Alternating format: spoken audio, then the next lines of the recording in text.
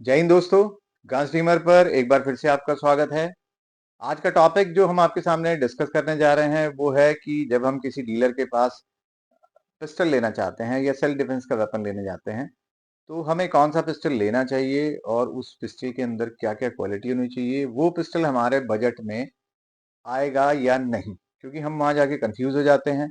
या फिर हमारी एक टेंडेंसी बन गई है कि जो हमारे दोस्तों ने लिया है हमें वही वेपन लेना है। तो चलिए चलते हैं तो और उसका ब्रीफिंग आपको देते हैं। सबसे पहले हम पॉइंट टू बोर के पिस्टल का आपको आइडिया दे देते हैं। इंडिया के अंदर फिलहाल 3 कंपनियां ऐसी हैं जो पॉइंट टू बोर के पिस्टल अवेलेबल करा रही हैं, जिसमें सबसे पहले नंबर पे आती है शेख आर्म्स, जिसने अपना प्रोडक्ट निकाला है। 18 शॉट के आसपास वो फायर करता है और मेक इन इंडिया पॉलिसी के अकॉर्डिंग उन्होंने अपनी फैक्ट्री में ही इसको मैन्युफैक्चर किया है। देखने में भी खूबसूरत है। इसके कंपटीशन में वेरिएंट डिफेंस आई है। वेरिएंट डिफेंस ने यूएसए में एक रिटे कंपनी के साथ कोलैबोरेट करके इंडिया में एक वेपन दिया है। खूबसूरत है देखने में, 15 शॉट्स ही है वो भी, उसके साथ 2 मैगजीन 3 मैगजीन के करीब वो दे रहे हैं। तीसरे नंबर पे आ जाती है हमारी कीबर्ग। कीबर्ग अच्छा काम कर रही है। ये भी इंपोर्टेड वेपन को इंडिया में ला रहे हैं और इन्होंने ब्राटा 92FS के नाम से अपना प्रोडक्ट मार्केट में निकाला है। तीनों ही प्रोडक्ट अच्छे हैं। मेक इन इंडिया में शेख आर्म्स हैं और दोनों इंपोर्टेड वेपन हैं, दोनों ही इंडिया में असेंबल हो रहे हैं और मार्केट में जा रहे हैं। कॉस्ट अगर हम आपको अप्रॉक्स आइडिया कॉस्ट का दे देते हैं तो ये वेपन लगभग 160 से शुरू है और 3.5 लाख प्लस के आसपास के ये तीनों वेपन हैं। जैसे मेरे ख्याल से शेख आर्म्स का मुझे कंफर्म नहीं है रेट। वेरिएंट डिफेंस 160, 165, 170 के आसपास मार्केट में सेल में है। जो रिटे का आपका जो वेपन आया है अच्छा वेपन है। दूसरा जो ब्राटा का जो 92FS जो काफी मार्केट में सेल हुआ है और फ्लिंकिंग के लिए बहुत अच्छा है। दोनों ही वेपन बहुत शानदार हैं और जिन लोगों को पॉइंट टू बोर में टारगेट शूटिंग करनी है उसके लिए ये तीनों वेपन आप मार्केट से ले सकते हैं। अब आ जाती है मार्केट में इनकी आफ्टर सेल सर्विस।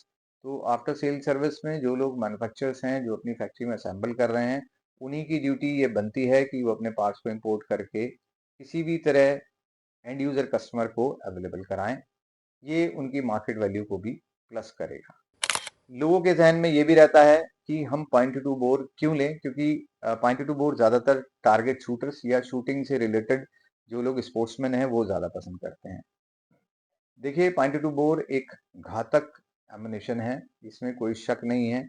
उसकी एक्यूरेसी बहुत शानदार है और पॉइंट टू पॉइंट फायर करती है। साथ साथ उसकी क्या है कि छोटा एमुनेशन है। पहले जरूर सस्ते हुआ करते थे, अब इंपोर्ट नहीं हो रहा है, बहुत कम मार्केट में पॉइंट टू बोर अवेलेबल है। तो केएफ के जो कार्टेजेस हैं वो हम ले सकते हैं और उसी से फायर कर सकते हैं। तीनों ही वेपन्स में ये आराम से चल रहे हैं। देखिए, सिविल आर्म्स रखने वाले लोगों को पॉइंट टू बोर बहुत ज़्यादा सॉफ्ट पिस्टल लगता है या उसके एमिनेशन को बहुत हल्का मानते हैं। लेकिन मेरा ये मानना है पॉइंट टू बोर एक मीडियम क्लास फैमिली के लिए कंसील कैरी वेपन है, तो आप इसको सेलेक्ट कर सकते हैं। और आज के टाइम में लोगों की पसंदीदा point two bore pistol available है मार्केट में। अगला जो बोर आ जाता है वो .32 बोर का पिस्टल है, जो इंडिया के अंदर ऑलरेडी पहले से ही इंडियन ऑर्डिनेंस फैक्ट्री बना रही थी। लेकिन अब नई नई कंपनियां हमारे यहाँ मेक इन इंडिया के तहत बना रही हैं। जैसे मैं आपको कुछ नाम बताता हूँ। ये मल्होत्रा ने बहुत अच्छे प्रोडक्ट्स निकाले हैं। MSD, वेरिविन, JD टॉरस, स्टेलियन, कैमस्टार और अटल के नाम से बहुत अच्छा फैंटम पिस्टल आया है। कैप्रिकॉन, सिग्नेट, शेख आर्म्स, कीबर्ग, ग्रेटा, इन सब ने .32 बोर में अपने प्रोडक्ट्स मार्केट में लॉन्च किए हैं। अब फर्क ये आ जाता है कि जब हम .32 बोर का पिस्टल लेते हैं या कोई भी पिस्टल लेते हैं तो हमें कुछ बातों का ध्यान रखना पड़ता है। वो बातें भी मैं आपको आगे बताऊंगा। मेन ये है कि इनमें से कौन सा पिस्टल लिया जाए, उसके लिए हमें किन किन बातों का ध्यान रखना है। देखिए, अब पिस्टल में जो मेन चीज आपको देखनी है, सबसे पहले आपको मैगजीन कैपेसिटी देखनी है .32 बोर में। उसके बाद आपको उसकी बैरल क्रोम्ड है या नहीं है ये देखना है। और तीसरा फंक्शन आपको देखना है कि उसके अंदर डीकॉक फीचर है या नहीं है। तो तीनों चीजें अगर आपको मार्केट में कोई कंपनी दे रही है तब आप उसके बजट को कैलकुलेट कर सकते हैं। उसके कंपैरिजन में जो अदर कंपनियां हैं उनको देख सकते हैं। तो अभी मैं आपको जो बता रहा हूँ मल्होत्रा एंड सन्स, मल्होत्रा ने जो 2 मॉडल निकाले हैं, इलाइट और एक प्राइम मॉडल। इलाइट मॉडल के अंदर उन्होंने डीकॉक फीचर नहीं दिया है, लेकिन बैरल क्रोम्ड है। इसी तरीके से जो प्राइम मॉडल है उसके अंदर इन्होंने डीकॉक फैसिलिटी दी है, और ये 7 to 10 मैगजीन, मोस्ट ऑब्ली मैं कंफर्म नहीं हूँ, लेकिन 7 से लेके 10 गोलियों तक की मैगजीन अवेलेबल करा रहे हैं। इसी के साथ जो एक अगला मॉडल है वो वेरिएबल डिफेंस ने लॉन्च किया है। ये कंप्लीट इंपोर्टेड मॉडल है विक्टर के नाम से, और ये 7 शॉट से लेकर 14 शॉट तक का मैगजीन अवेलेबल कराता है। क्रोम्ड बैरल इसमें भी अवेलेबल है, और डीकॉक फीचर वेरिएबल डिफेंस में अवेलेबल नहीं है। तो नेक्स्ट हम अगर बात करें एज कंपैरिजन में, तो अगला आ जाता है हमारे पास टॉरस। जेडी टॉरस ने एक स्टेनलेस स्टील के कलर में एक वेपन निकाला था, 57 मॉडल। इस मॉडल का रिव्यू मैं पहले भी दे चुका हूँ। इस मॉडल के अंदर 13 शॉट की मैगजीन है, डीकॉक फीचर अवेलेबल है, और देखने में बहुत खूबसूरत है, और डबल स्टैक मैगजीन में दिया है। कंसील कैरी में भी अच्छा है। ये फर्स्ट डबल स्टैक मैगजीन का इंडियन टॉरस द्वारा बनाया गया वेपन है। नेक्स्ट कंपनी आ जाती है स्टैलियन के नाम से। वरुण भार्गव जी की ये कंपनी है, मेक इन इंडिया में बहुत पहले से काम कर रहे हैं। पहले 12 बोर की बंदूक बनाया करते थे, उसमें भी बहुत नाम कमाया। फिर ट्रैप की बंदूक भी लॉन्च की है, और अब सेमी ऑटोमेटिक गन्स भी बना रहे हैं। इन्होंने जो स्टैलियन के कई मॉडल पिस्टल हमें अवेलेबल कराए हैं।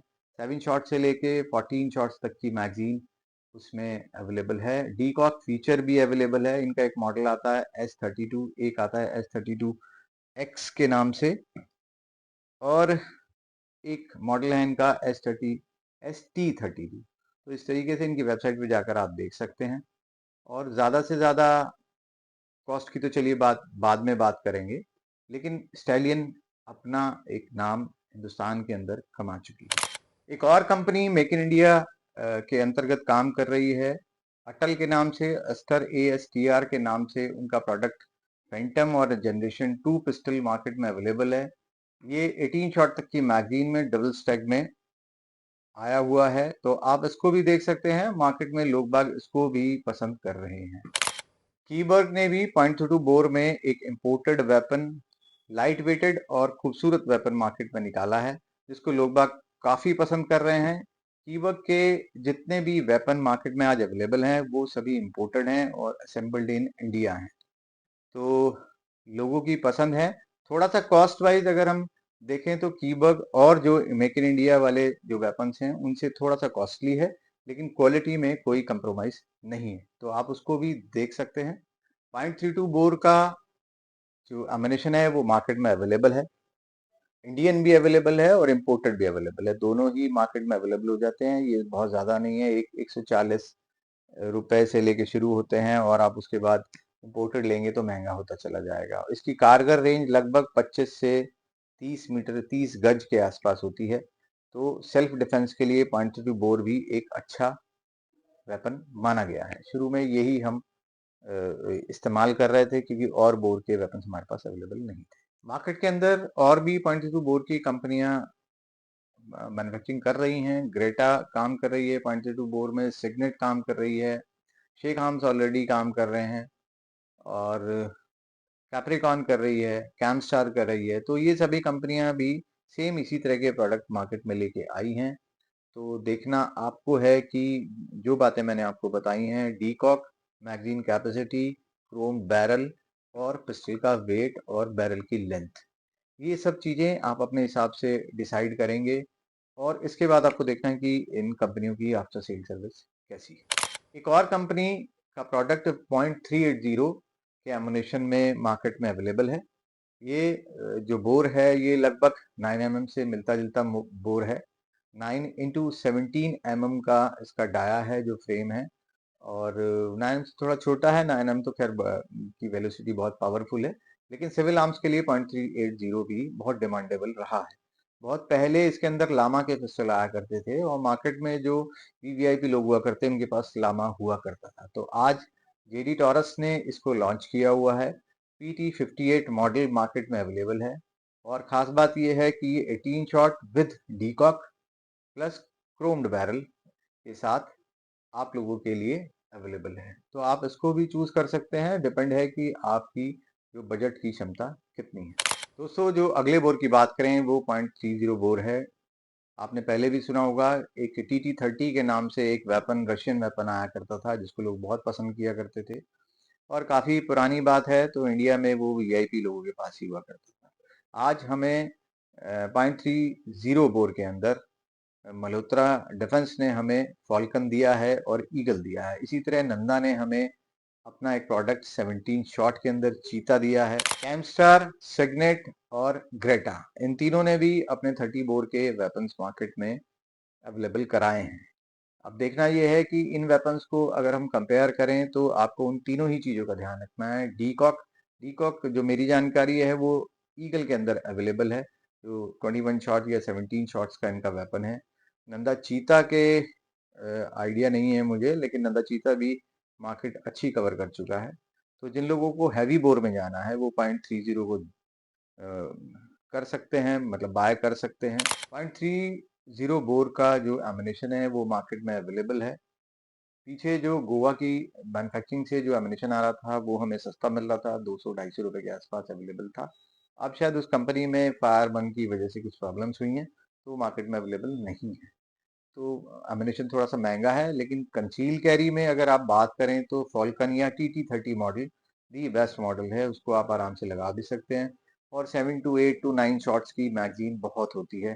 दो मैगजीन सेफ्टी पर्पज से 30 का वेपन बहुत अच्छा वेपन है। 30 बोर के जितने भी वेपन्स हैं वो रेट्स के अकॉर्डिंग लगभग 3 लाख के आसपास मतलब मार्केट में अवेलेबल हो रहे हैं, जिनकी मैगजीन कैपेसिटी या जो 17 से 21 गोलियों वाले हैं वो 3.5 लाख प्लस में मार्केट में बिक रहे हैं, क्योंकि 40% जीएसटी हुआ है तो अब थोड़ा सा महंगा हो गया है वेपन।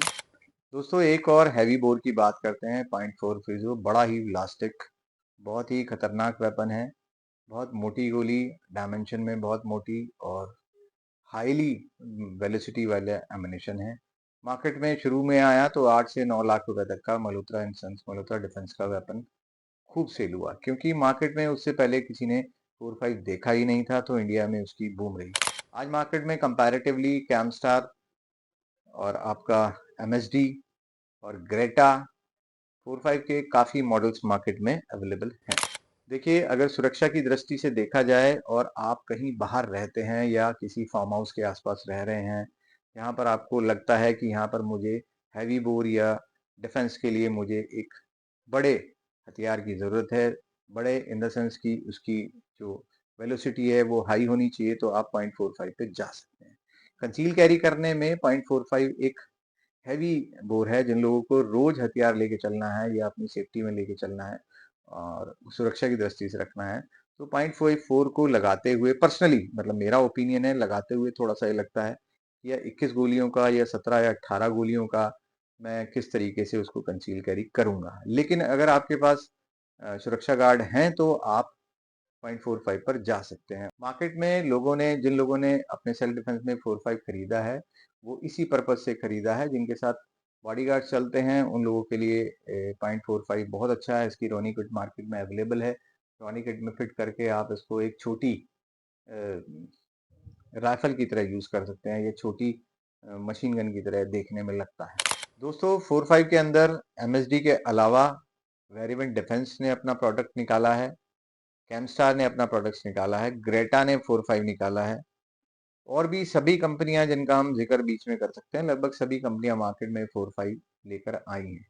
देखिए, 4-5 लेते हुए खास तौर से इस बात का जरूर ध्यान रखिए कि उसकी मैगजीन कैपेसिटी 7 to 10 तो बहुत एनफ है, क्योंकि एक तो वेपन बड़ा है, साथ साथ गोलियों का वजन भी हो जाता है मैगजीन में, और उसके साथ साथ उसकी बैरल क्रोम्ड है या नहीं, इस चीज का विशेष ध्यान रखना है। क्रोम्ड बैरल के अंदर एक क्रोमिंग की जाती है ग्रूव्स के अंदर इनर पार्ट पे, जिससे कि उसकी जो मतलब उसकी जो पावर है, जो उसकी स्ट्रेंथ है बैरल की, वो मजबूत हो जाए।